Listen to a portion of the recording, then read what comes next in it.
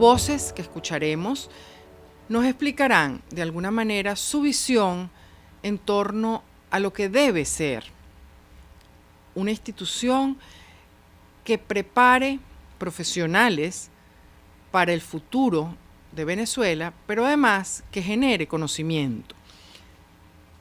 Este engranaje será importantísimo para construir lo que nosotros pretendemos tener como país, un país libre, un país de los venezolanos. ¿Cuál debería ser el modelo de universidad necesario para hacer de Venezuela un país libre y próspero? Bueno, mi respuesta a eso es que el modelo no es la universidad que tenemos ahora. Esa es la respuesta, digamos, más sucinta que puedo dar.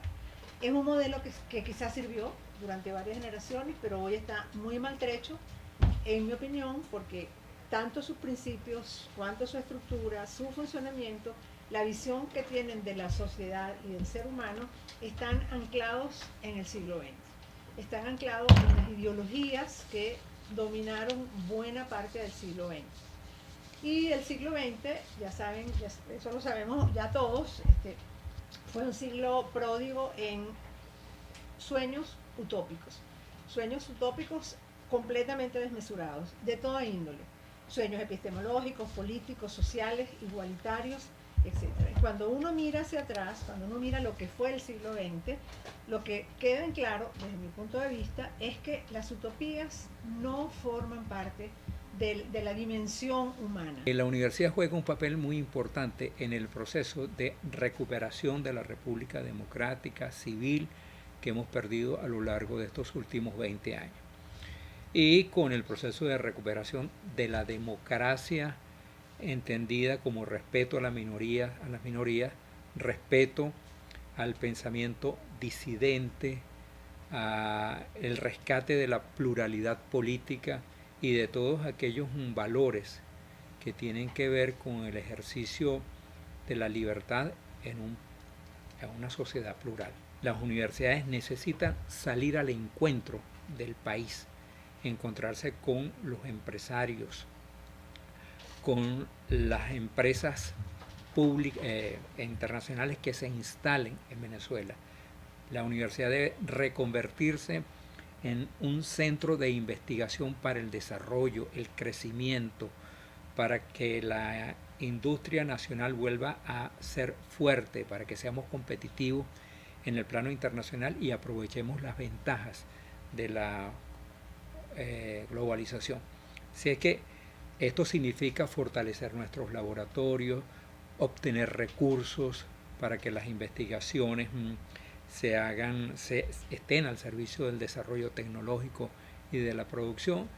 Y entonces esto significa que la universidad no solamente tiene que conectarse con el Estado paternalista y asistencialista que hemos tenido a lo largo de todas estas 2 décadas, sino también salir al encuentro de esa fuerza creativa que están en el sector privado. Que los universitarios en el cambio hacia el futuro tenemos que revisarnos, no tener la añoranza del pasado y simplemente defender la universidad solo por valores importantes como la autonomía universitaria, como la importancia de la libertad de cátedra, etcétera, sino en su viabilidad estructural. Una de las carencias que arrastra la universidad venezolana es una organización que no sirve a sus objetivos sociales.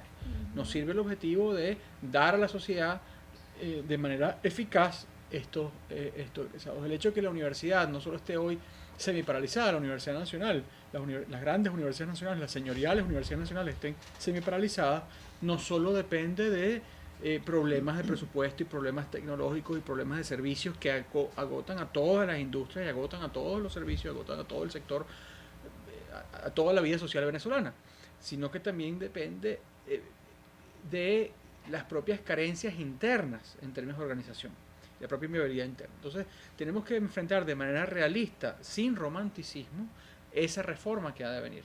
El tema más de mayor enjundia, el tema más grave que ha dominado el funcionamiento de las universidades, sobre todo las universidades autónomas, es la difusión de ideas iliberales. Ese es el problema. Durante 40 años, amparados en la libertad de cátedra, y probablemente bien intencionadamente, no digo que no, las universidades se convirtieron en centros de irradiación de ideas que justamente una de las cosas de dejar atrás al siglo XX que yo sostengo es dejar atrás, por ejemplo, las ideas marxistas acerca del ser humano y acerca de la sociedad. Todavía hoy en la Universidad Central de Venezuela hay programas que fundamentan los estudios que se le van a dar a los estudiantes en la visión marxista de la sociedad dividida en clases antagónicas. Es decir, esas teorías en particular, además porque ni siquiera están tratando directamente con Marx, sino con autores tan menores, por ejemplo, como Althusser, que es un autor absolutamente banal, vamos a decir así, ¿no? Que no tiene ninguna importancia en el pensamiento marxista, y sin embargo se lo toma al pie de la letra y se lo ponen a los estudiantes directamente en vena. Cuando entran en materias incluso tan alejadas de ideología, en materias como por ejemplo técnicas de documentación y documentación, técnicas de investigación, claro, ahí viene el modo de producción, las clases antagónicas, el capitalismo, la burguesía. Es decir, entonces eso ocurrió durante muchísimo tiempo. Y eso yo creo que, porque el problema no es que la universidad hacía eso en sus sedes, que lo hacía, sino que esas ideas como dice exactamente Isaiah Berlin, las ideas están en la mente de las personas. Y cuando las personas van a actuar, son movidas por las ideas que tienen en la mente.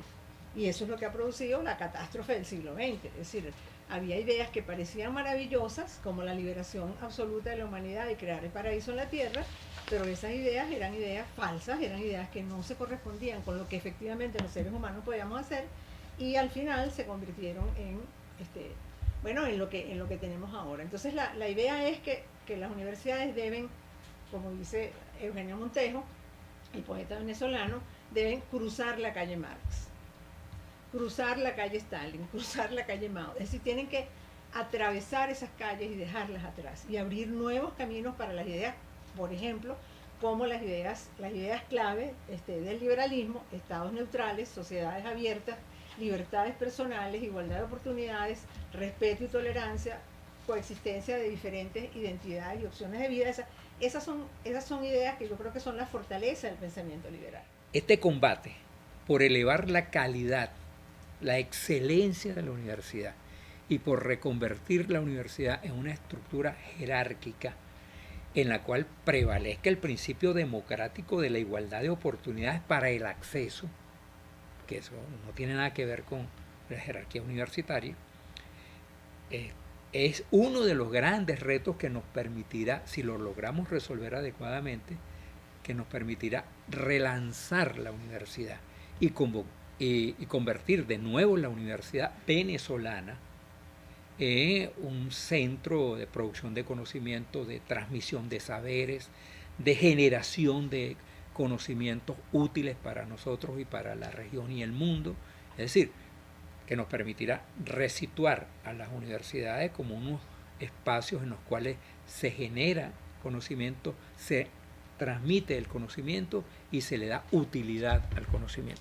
Mientras tanto, nosotros tengamos una visión populista, cuantitativista de la universidad, estaremos muy mal. Utilizar a las universidades como una herramienta de justicia social, que yo no sé exactamente si eso estuvo en alguna intención, ¿no? Alguna intención sí prevista. Pero es decir, yo lo que creo es que a lo mejor con lo que nos tenemos que enfrentar quizás es con la idea de lo que son las grandes universidades, efectivamente, que son instituciones meritocráticas. Yo no diría tanto jerárquicas, sino meritocráticas. Sí. Me parece que es más desde mi punto de vista es la palabra que mejor se ajusta. Es decir, allí solamente se ingresa por méritos, solamente se ingresa, digamos, como estudiante o como profesor. Ahora, que eso signifique que a lo mejor hay alguna gente que se quede por detrás, bueno, muy bien, habrá que hacer programas que sirvan. Salidas horizontales. Y también para poder entrar a la universidad, pero que sean programas como de nivelación, exactamente de nivelación. Que usted viene con un bachillerato deficiente y haya un programa que efectivamente en la Universidad Central lo hay, que es el programa Samuel Robinson, que intenta darle competencias que se necesitan para el desarrollo de la carrera universitaria a estudiantes que vienen de sectores de escasos recursos. Entonces es un programa que intenta la nivelación. Yo creo que eso se puede hacer. Pero lo que se ha hecho es al revés, lo que se ha hecho es bajar los niveles de la universidad para que los estudiantes que vienen con defectos de formación desde su bachillerato o carencias que se deben a su condición socioeconómica, entonces puedan ingresar a la universidad. Había quedado la estructura extraordinariamente compleja, abigarrada, y no quiero decir medieval por meterme con la universidad medieval, sino medieval en el sentido de inmóvil. Sí, canónica. Sí. Que luego se sobrecorrige con el populismo universitario. No, yo quito el claustro porque el claustro es antidemocrático, entonces elijo las autoridades por medio del voto popular. Por medio del voto popular en elecciones normalmente limpias. Es decir, hay que decirlo también, las universidades, entre muchas de sus virtudes, tienen un ambiente de bastante apertura más reciente, y por eso han sido también bastiones de la libertad, no inadvertidamente, bastiones de la libertad en medio de este destrozo que estamos viviendo. Pero una cosa que en buena medida desmiente y que sirve a veces, sirve con mucha frecuencia, no a veces, con mucha frecuencia al gobierno que tenemos, al régimen que tenemos para atacar las universidades, es su debilidad organizativa. Bueno, a ellas no se les puede hacer Contraloría, dice el ministro de Educación Superior, entonces no les vamos a dar recursos. Y bajo esa excusa se anclan para asfixiarlas, se anclan para permitir eso. Pero ¿por qué no se puede hacer todo eso? Porque hay toda una serie de solapamiento de normas, solapamiento de alcabalas, solapamiento de intereses que van gestando una serie de complicaciones. Si tú remueves esa necesidad y aligeras desde arriba esos procesos, pues ayudas mucho a desenmarañar, no sin dejar de hacer las otras medidas, pero tú empiezas a desarticular esas cosas. Tú permites que la universidad consiga financiamiento propio, quitas una serie de presiones del Estado sobre la universidad. Si tú permites que las universidades emanen sus propios títulos, fiscalizando académicamente todo lo que tú quieras, que tengamos el Consejo Nacional de Universidades no tiene que necesariamente ser estatal, es de las propias universidades vigilándose entre sí como gente de ciencia, sirva para un propósito que mantenga unas reglas básicas y una confianza entre los actores. Pero si todo sirve para crear estructuras burocráticas, no importa lo que demos en las aulas, eso siempre va a reproducirse en la vida ordinaria. Hay algunos mecanismos, como por ejemplo declarar una facultad experimental. Eso se puede hacer. Eso es un procedimiento que por lo menos en mi universidad se hizo en la Facultad de Arquitectura en algún momento.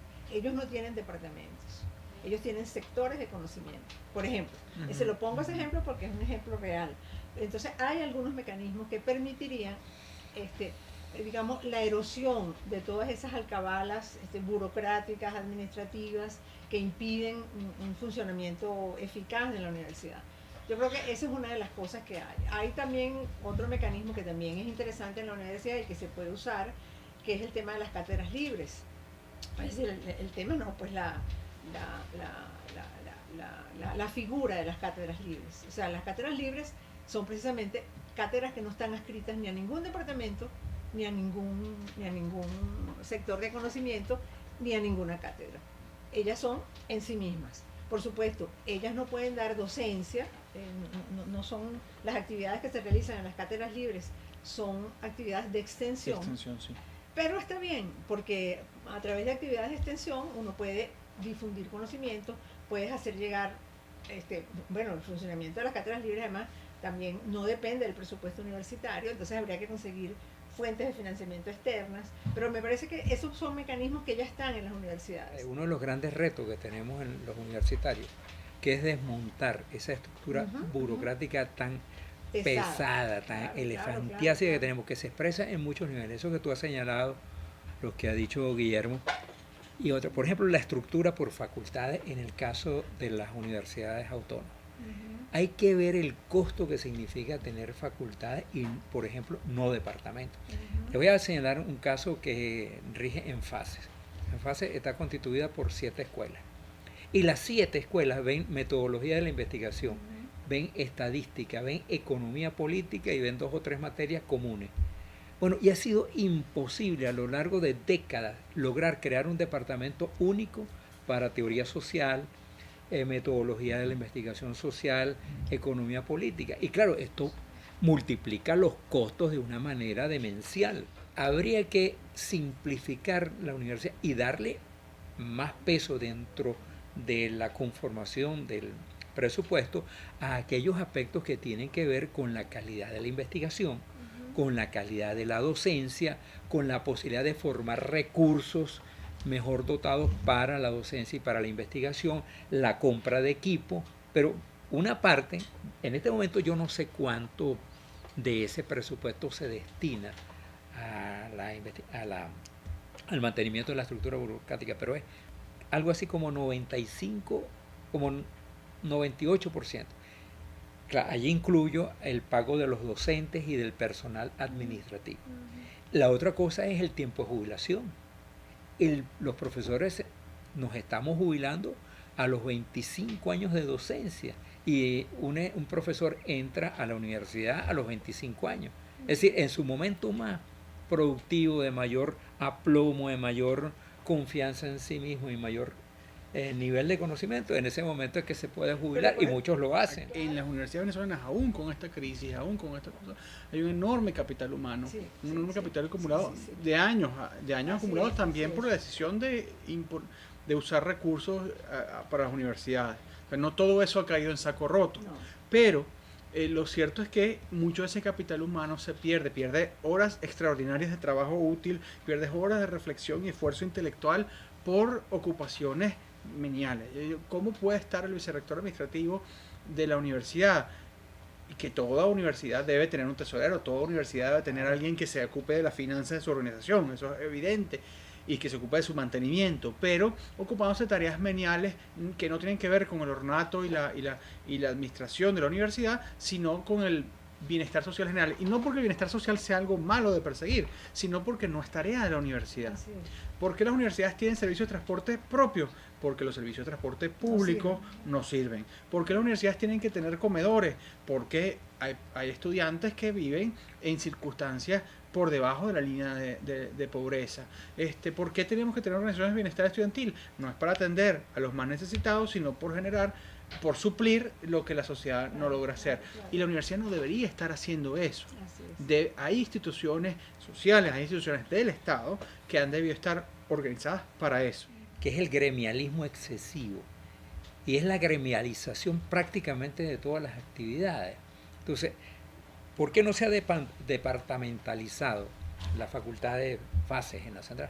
Porque la universidad, la FAPUB, la federación que agrupa a los profesores, se resiste. ¿Por qué no se ha aumentado el número de años de la jubilación? A pesar de que la expectativa de vida es 20 años superior a cuando se aprobó la ley de universidad, porque los gremios se oponen. Y así vamos examinando un conjunto tan amplio de elementos.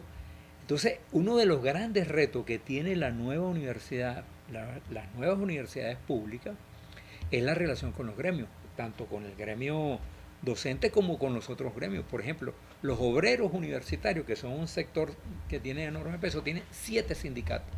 7. Los empleados tienen 2 o 3 gremios. Entonces, las prebendas que reciben, cosas que realmente son descabelladas. Las instituciones públicas de educación tienen que ser espacios de integración social y tienen que ser espacios de viveros para crear ciudadanos democráticos.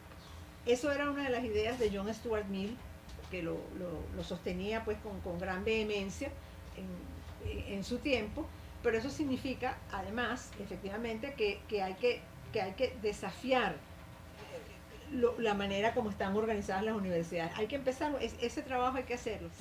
Estoy muy de acuerdo con la necesidad de cambiar paradigmas universitarios, de reactivar la universidad hacia una nueva Venezuela que tenga un renovado valor del trabajo y que además implique que la universidad no sea el destino de todos los jóvenes si no quieren ser universitarios, que no se sienta como un fracaso no haber sido universitario. La profesora se refería a John Stuart Mill, y John Stuart Mill era un genio singular, pero él no fue a la universidad y luego fue canciller de la Universidad de San Andrés. Entonces, pero así cualquier persona que tenga la capacidad, si el trabajo en una sociedad vale, si la realidad de la sociedad es que una sociedad es más próspera, va a ser capaz de sostener tanto universidades buenas como escuelas vocacionales buenas, como trabajo más allá de lo profesional o técnico ordinariamente. Claro. Y eso es a lo que aquí se ha querido. No es que nunca hemos estado apuntando a ese paradigma, pero hoy hay cosas que nos han arrastrado fuera de ello.